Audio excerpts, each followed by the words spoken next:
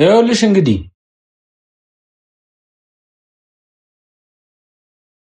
ስማ፣ ነገ 8 ሰዓት ካልመጣ መቼም አታገኝም። እሺ የምርሽን ነው? እወቅ። አይደለም መቅረት 5 ደቂቃ ብታረፍድ መልስ አታገኝም። ይሄን ያላማረርሻለሁ ማለት ነገ 8 ሰዓት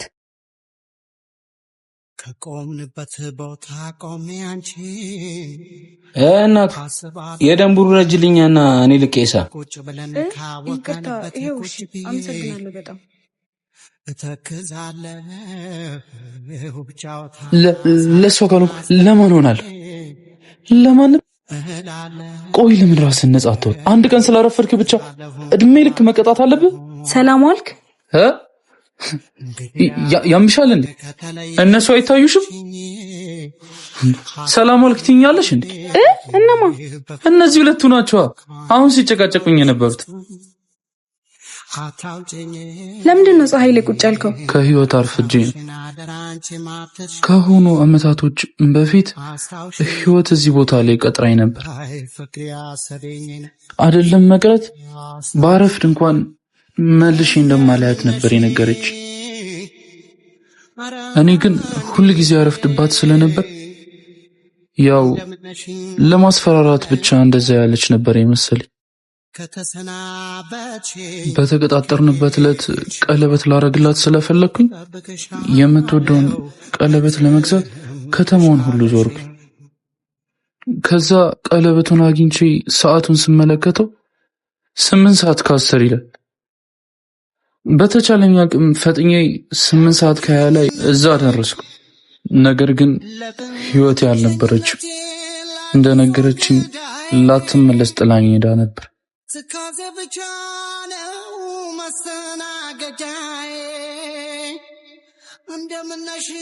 አቦቴ በህይወት ላይ አታርፍጂ። ህይወት ሁለተኛ እድል አትሰጥሽም። ቆይ ታዲያ እዚህ ቁጭ ብለህ እስከ መቼ ትጠብቃታለህ? እንጃ ብቻ 100 ዓመት አይ ምናልባት 1000 100,000 አላቅም። በቃ እስከ ዘላለም እጠብቃታለሁ።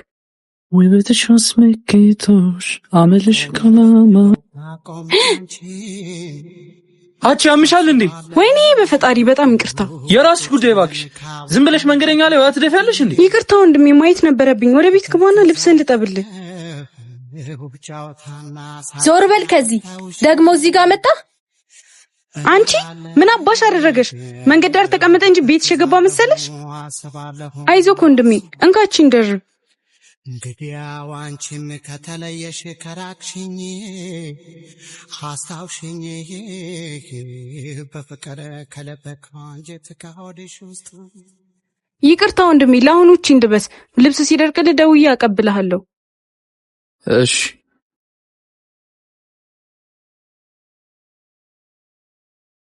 እንዴ ቆይ እንጂ ምን ነው? ስልክህን ሳትሰጠኝ አስፈላጊ ነው? ልብስህን መውሰድ አትፈልግም? ውይ ይሄ እኔ ነገር በጣም ይቅርታ። 09 ማን ልበለው? ሄኖክ በዩ በይቻው። ቻው ሄኖክ። ስር ይዟል በልቤ ፍቅሽ የማይዘሟርካን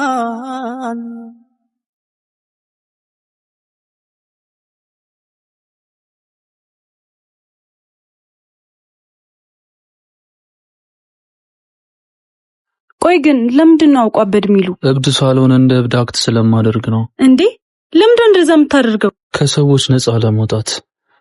የመጀመሪያ ቀን ላይ እዚህ ስመጣ ሰዎች ምንም አይሉኝም ነበር። እየቆየ ሲመጣ ግን ያባሩኝ፣ ውሃ ይደፉብኝ ጀመር። ስለዚህ ሰዎች ነፃነቴን ሳይነፍኩት እዚህ ለመቀመጥ የግድ እንደ እብድ ማስመሰል ነበረብኝ።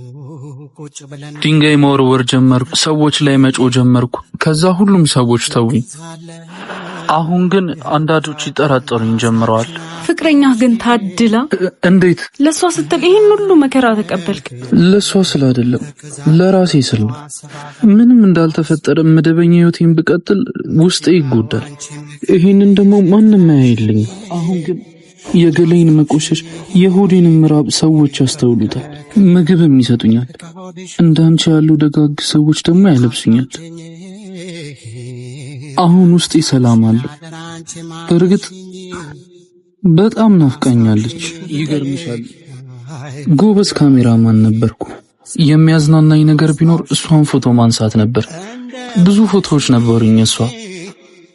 ነገር ግን ትታኝ እንደሄደች ሳቅ ሁሉንም አቃጠልኳቸው።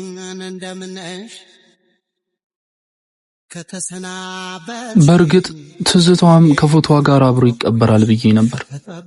ነገር ግን በጣም ነበር የተጎዳሁት። ላረሳት ነገር ናፍቆቷን ማስታገስበትን ፎቶዋን ማቃጠል ይበልጥ ጎዳኝ። ለዚህ ነው ያለውበት ሁኔታ የሚስማማኝ።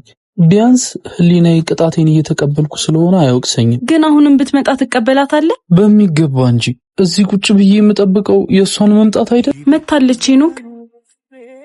ሄደሽ በገናን ስር ይዟል በልቤ ፍቅሽ የማይዘሟርካን ሺ ቢባል ዘመኑ ፍቅሬ ሄደሽ መገናን ስር ይዟል በልቤ ፍቅሽ ሄኒ አቴኒ ሄኒ ተነስ አቴኒ ሄኒ